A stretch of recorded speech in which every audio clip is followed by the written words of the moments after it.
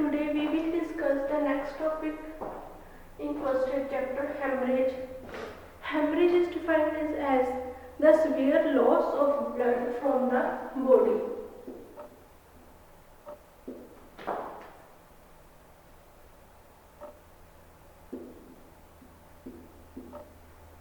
Loss of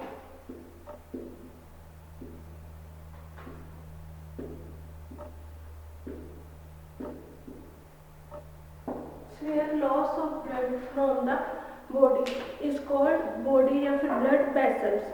Hemorrhage may be external or internal.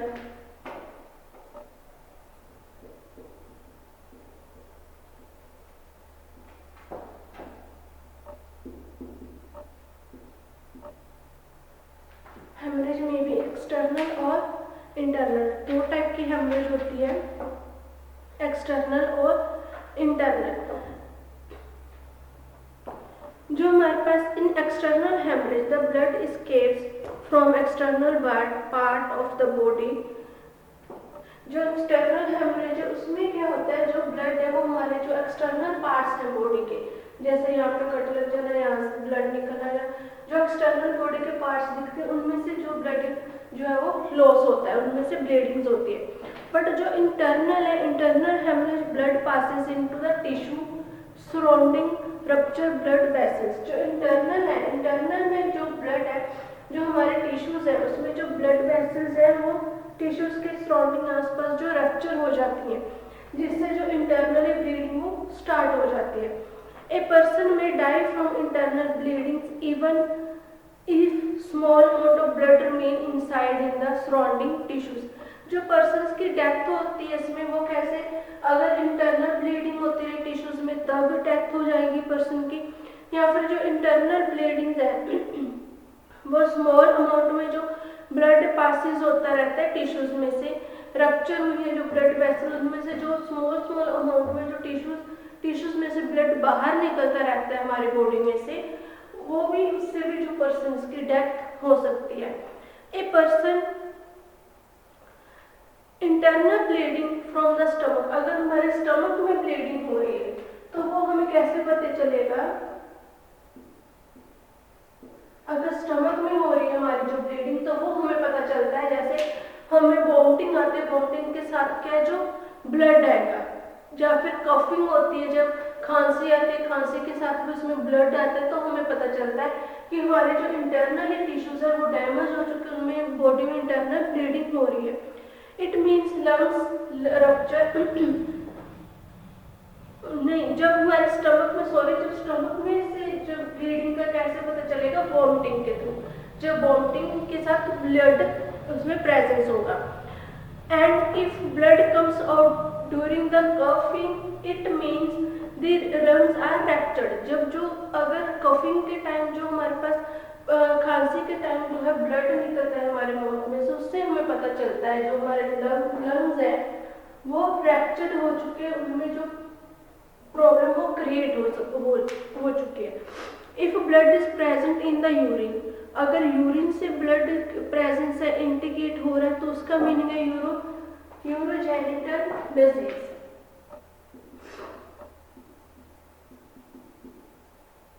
Urogenital जो disease है वो होगी है जो यूरिनो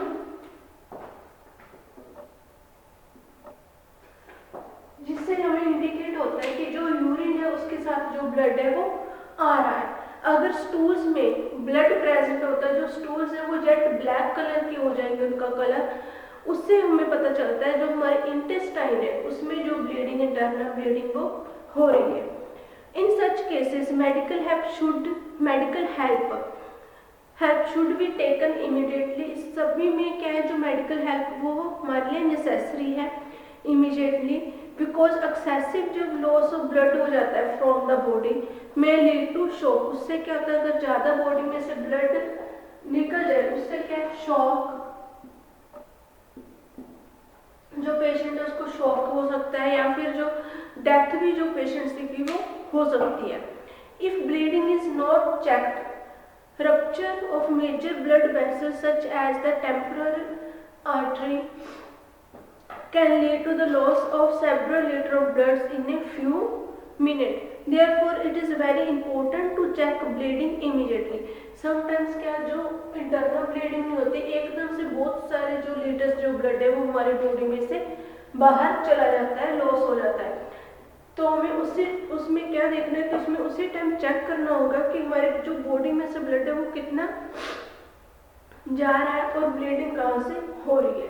सेकंड इसमें first aid treatment.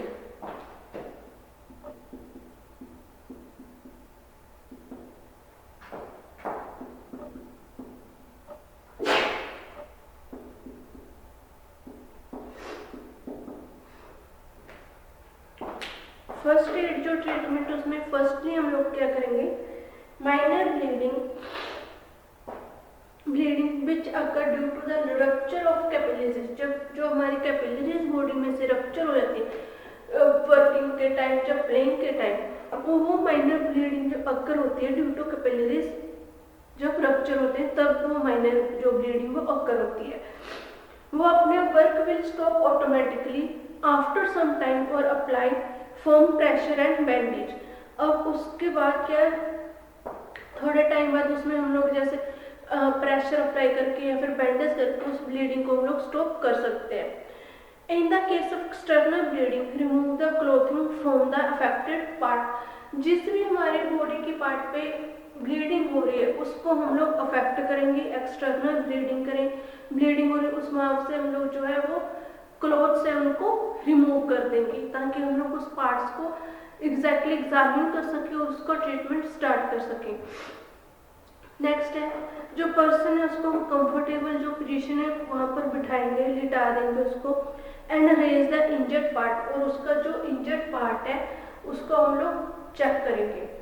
Apply the direct pressure on the exposed bleeding part using bandages of handkerchief and etcetera. जो हमारा जिस भी पार्ट पे ब्लीडिंग एक्सपोज्ड हो रही है वहाँ पर हम लोग अप्लाई डायरेक्ट प्रेशर अप्लाई करेंगे ताकि जो ब्लीडिंग है वो स्टॉप हो सके। And in case of severe bleeding press the rupture blood vessels, या फिर इन केस जब सीवियर ब्लीडिंग हो सकती है जो जहाँ पर रप्चर हो चुके हैं हमारे जो ब्लड वेसल्स हैं उन, या फिर जो बोन्स के अंडर जो आते हैं हमारा पार्ट्स जहाँ पर ब्लड वेसल्स जो है वो रप्चर हो चुकी हैं, उनमें इट में be helpful for quick temporary and partial control of bleeding with until cloth of direct pressure is obtained.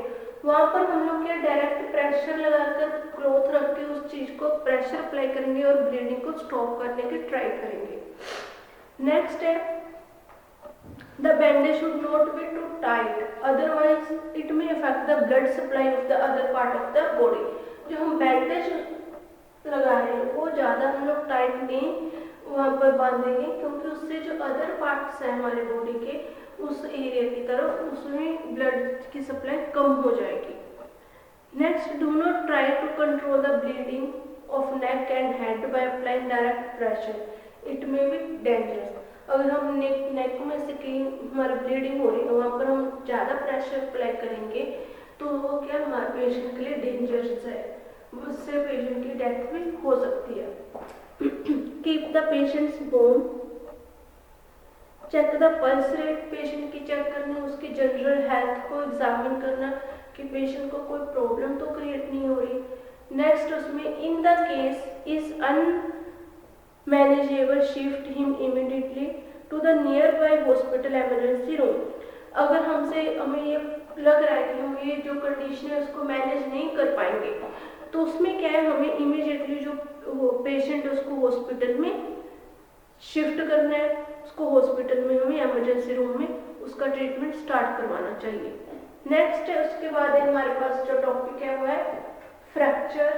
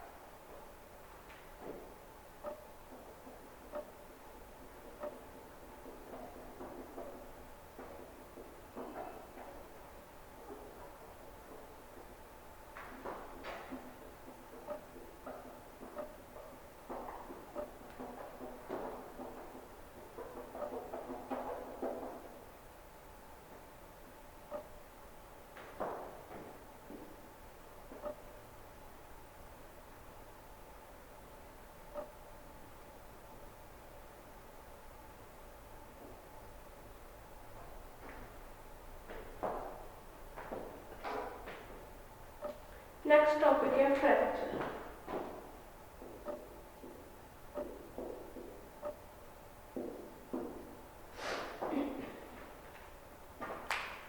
Fractures का मीनिंग है breakage of the bone is known as fracture.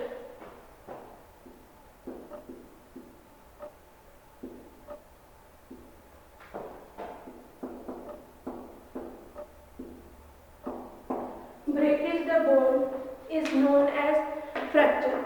Fracture can occur during accidental में भी हो सकता है fracture where bones may break and or may displace from the joints. The fractures are also falling type. Two type के fracture होते हैं. First one simple, first one open fracture.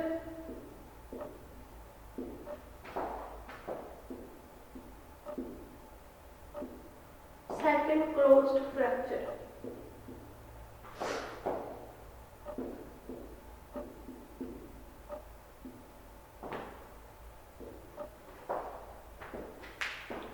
जो fracture है वो दो टाइप के हमारे पास, सिंपल फ्रैक्चर जिसको हम लोग क्लोज्ड फ्रैक्चर बोलते हैं और कंपाउंड फ्रैक्चर।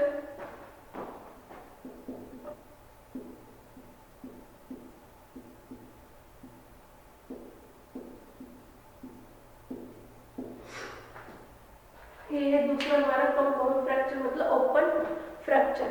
इन क्लोज्ड फ्रैक्चर में क्या है, जो फ्रैक्चर है in simple fracture a bone is broken but there is no break in the skin. इसमें जो स्किन में कोई भी ब्रेक डाउन नहीं होता, सिर्फ जो बोन है वही ब्रेक जो है ब्रोकन होती है। सब हम लोग बोल देते हैं सिंपल फ्रैक्चर और क्लोज्ड फ्रैक्चर। सेकंड है compound fracture means open fracture.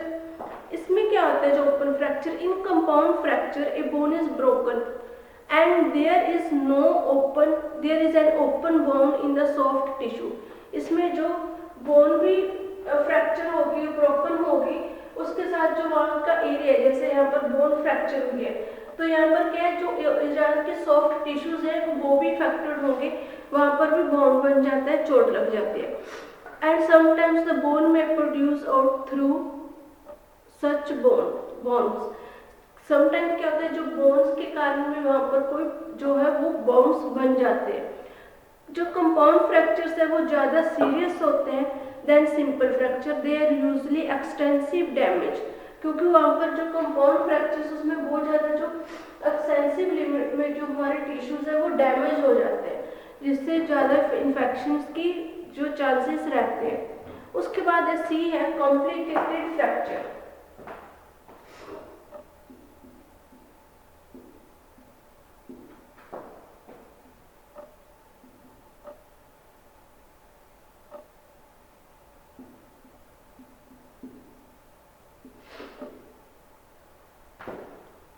Next है कॉम्प्लिकेटेड फ्रैक्चर। कॉम्प्लिकेटेड फ्रैक्चर में क्या है, there is an injury to blood vessel, nerve और एनी वाइटल ऑर्गन लाइक जैसे जो ब्रेन, लंग्स में या फिर और अदर स्प्लीन में एक्सेट्रा में जो फ्रैक्चर्स हो जाते हैं, उनके साथ जो इंजरी हो जाती है इन जो है ऑर्गन्स में, उसको हम लोग बोल देते हैं कॉम्प्लिकेटेड फ्रैक्चर। इसमें फ्रैक्चर्स तो होती है, साथ साथ जो ब्रेन, जो हमारे स्प्लीन है या फिर लंग्स है, उनमें भी जो वाइटल ऑर्गन्स है उनकी भी नर्व जो है वो डैमेज हो जाती हैं, जिसको हम लोग कॉम्प्लिकेटेड फ्रैक्चर्स बोल देते हैं। नेक्स्ट है sign and symptoms.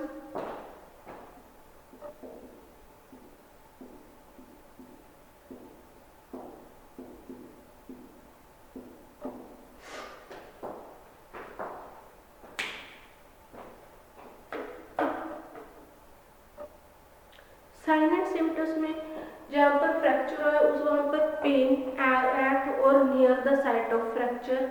Second tenderness होगा, pain over the affected area में एंड और अप्लाइंग प्रेशर। जब अगर हम थोड़ा सा भी उस एरिया में प्रेशर अप्लाई करेंगे तो वहाँ पर क्या हमें पेन फील होगा। स्वेलिंग होगी फ्रैक्चर वाली साइड, डिफॉर्मिटी होगी, कंफर्टेबल फील नहीं होगा वहाँ पर। The patient is unable to move the affected part. अगर हमारे आर्म या लेग में जो फ्रैक्चर हुआ है हम लोग उस चीज को मूव नहीं कर पाएंगे, अनएबल होंगे उसकी मूवमेंट्स के लिए। नेक्स्ट है unnatural movements may be felt or heard when one end of the broken bones move against other and sound is heard which is known as crepitus. जो unnatural movements होती हैं वो हमें पता चलती हैं जब हमारे जो फ्रैक्चर होता है हमारे बॉडी में। बट इसमें नेक्स्ट है ये साइन एंड सिम्टम की general first aid measures of any fracture. जो हम ट्रीटमेंट क्या करते हैं फ्रैक्चर्स के लिए,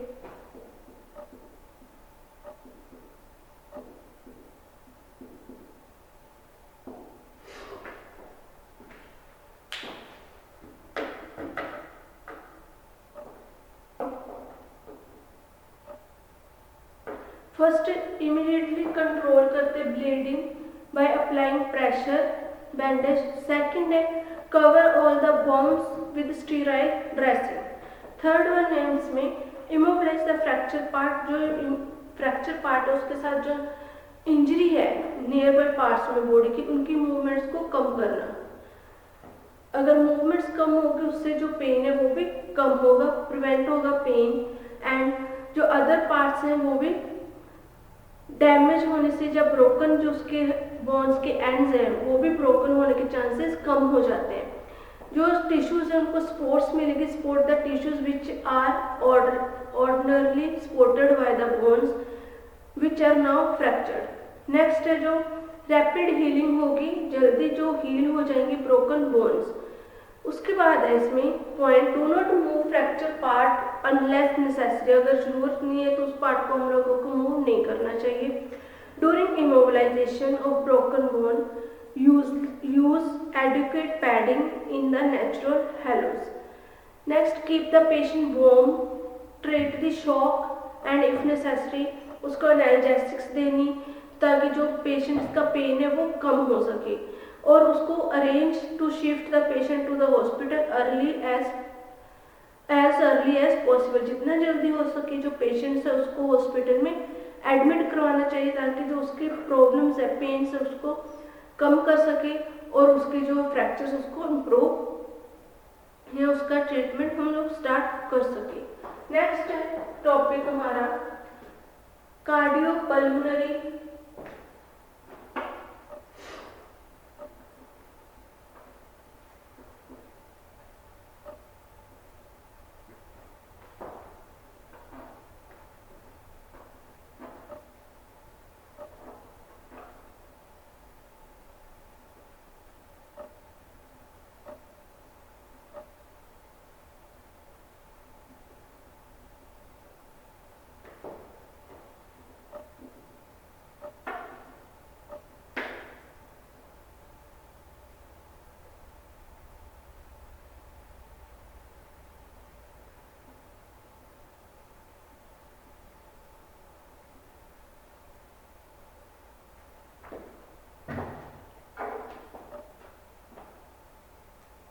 Cardiopulmonary resuscitation।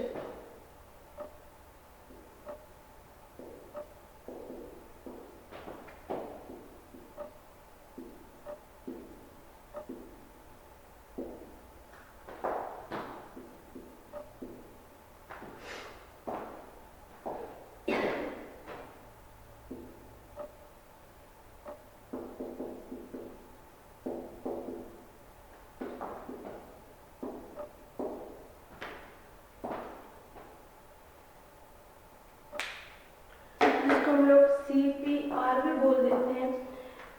जनरली जब पीपल जो अनकॉन्शियसनेस जो पर्सन्स होते हैं they try to revive him, therefore they put water in his mouth. This is very wrong practice. Instead इसमें जो CPR है, CPR क्या है, एक टेक्निक है, कार्डियोपल्मोनरी रेस्पिरेशन भी बोल देते हैं हम लोग इसे, जिसको हम लोग रेस्पिरेशन और सर्कुलेशन के लिए यूज करते हैं विक्टिम की, ताकि जो विक्टिम्स है उसकी लाइफ को हम लोग सेव कर सके। डिफिकल्टी इन ब्रीथिंग, अगर हमें जो पेशेंट को डिफिकल्टी हो रही है ब्रीथिंग में वो क्यों हो रही है, एफेक्सिस के कारण।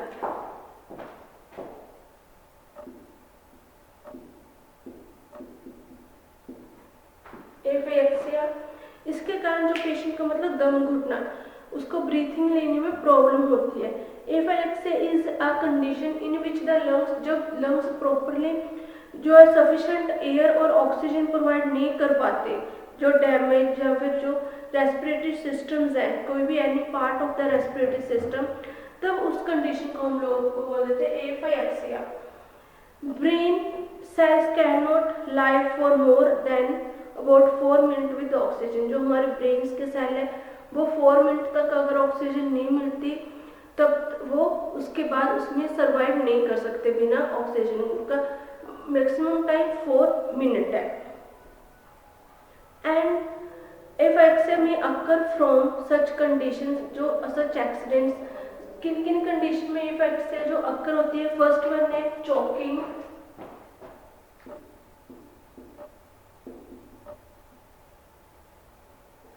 चोकिंग की जो एक केस है वहां पर हो सकता है। Second hanging,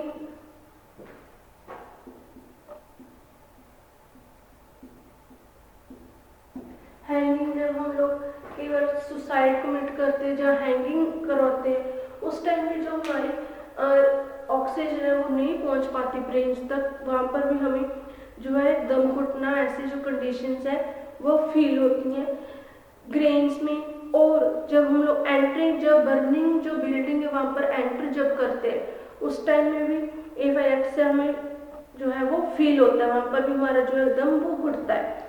excessive use of alcohol and drugs में also cause breathing to stop. ज़्यादा जो एक्सेसिव जो हमें यूज़ करता है अल्कोहल और ड्रग्स का ज़्यादा यूज़ करते हैं जो पेशेंट्स, उनकी जो वो भी कॉज करता है ब्रीथिंग को स्टॉप करना।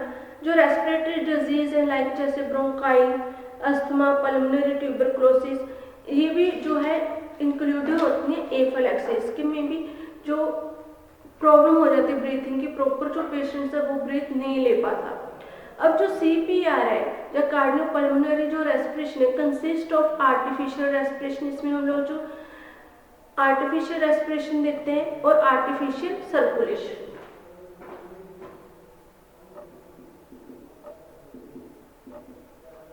आर्टिफिशियल रेस्पिरेशन और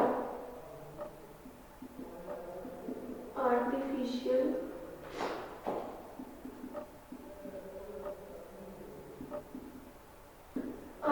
सर्कुलेशन प्रोवाइड करवाते हैं पेशेंट्स को।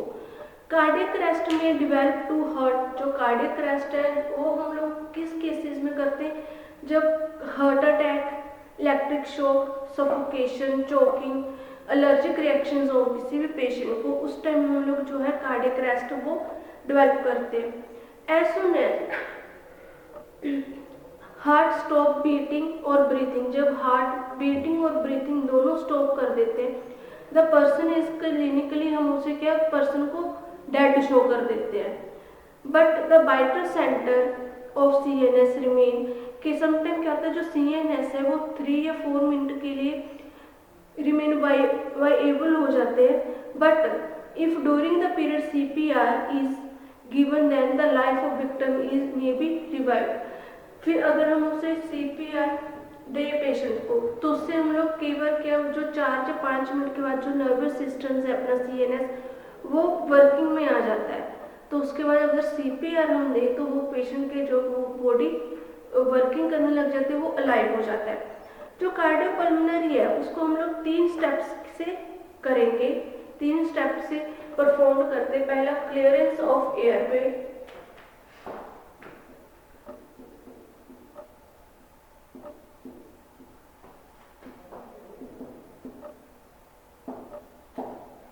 सेकेंड है इसमें आर्टिफिशियल ब्रीथिंग,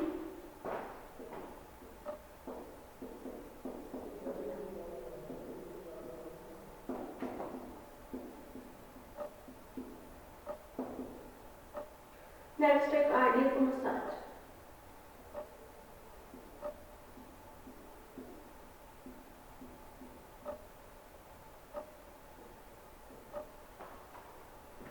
तीन स्टेप्स हम इसमें फॉलो करेंगे, clearance of airway, artificial breathing and cardiac massage. First one is clearance of airway, जो हमारे एयर के पासेज हैं should be open and clean करेंगे उनको, as to free passes of air, ताकि जो पेशेंट है और उसकी जो बॉडी में एयर पास हो सके। फॉर दिस पर्पस, इसके लिए हम लोग क्या करेंगे, जो अपनी जैसे हैंडकरचीफ लेंगे क्लीन, उसको रैप करेंगे टू फर्स्ट फिंगर्स, जैसे ये 2 फर्स्ट फिंगर में हम लोग हैंडकरचीफ को रैप करेंगे और ये हम लोग पेशेंट की जो है माउथ में फिंगर्स को हम लोग डाल देंगे, जिससे जो है वो जो उसकी ब्रीथिंग ब्लॉक हुई है वो ओपन हो जाएगी। During the process of mouth the patient should be turn to a side. हम इस प्रोसेस के टाइम जो पेशेंट का माउथ है एक साइड को कर देंगे, ताकि अगर कोई उसकी माउथ में कुछ भी ब्लॉक हुआ है, कुछ अटक गया, चोकिंग हो रही है, तो वो जो सब्सटेंस है वो उसके द्वारा जो बॉडी में ना जा सके, वो बाहर निकल सके। इससे जो है वो क्लीन जो पार्टिकल है वो बाहर आ जाएंगे और क्लीन हो जाएगा जो उसका एयर पासेज है, जिससे हम लोग उसको जो रेस्पिरेशन है वो इजीली रेस्पिरेट कर सकते हैं पेशेंट्स को। Second, artificially breathing. जैसे पर्सन है जो बिना फूड के 70 डेज तक रह सकता है, सर्वाइव कर सकता है, और वाटर के बिना 7 डेज सर्वाइव करता है। बट जो air a person can not survive for, जो एयर के बिना जो पर्सन है वो 3 से 4 मिनट तक जो सर्वाइव वो नहीं कर पाता। 3 से 4 मिनट तक जो पेशेंट है वो सर्वाइव नहीं कर पाता बिना एयर के। इसलिए जो हमें अगर कोई व्हेनेवर किसी पेशेंट की ब्रीथिंग स्टॉप्ड है, तो हमें उस पेशेंट को इमीडिएटली आर्टिफिशियल रेस्पिरेशन देनी चाहिए, mouth to mouth artificial respiration, या फिर जो हॉस्पिटल्स में जाकर हमें देनी चाहिए, जिसको हम लोग बोल देते हैं पल्मोनरी रिसोसिटेशन, जिससे हम लोग पेशेंट की जो लाइफ है उसको सेव कर सके। नेक्स्ट है जो आर्टिफिशियल ब्रीथिंग है। अब इसके सब टाइप्स हैं। आर्टिफिशियल ब्रीथिंग कितने टाइप के? फर्स्ट वन है माउथ टू माउथ रेस्पिरेशन या फिर रिससिटेशन। अब माउथ टू माउथ हम लोग कैसे देंगे?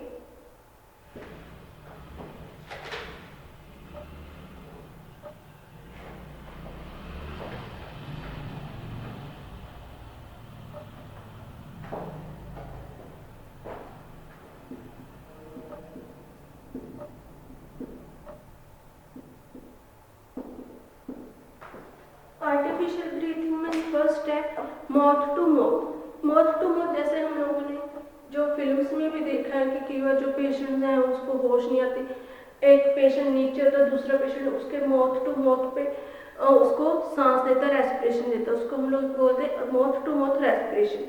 इसमें क्या ये आर्टिफिशियल रेस्पिरेशन मेथड है, but mouth to mouth method is consider effective है ये मेथड, और इजीएस्ट मेथड है। इसको हम लोग इफेक्टिव और जल्दी कर सकते हैं, यूज कर सकते हैं। During this method air is blown from the mouth to the first aider into the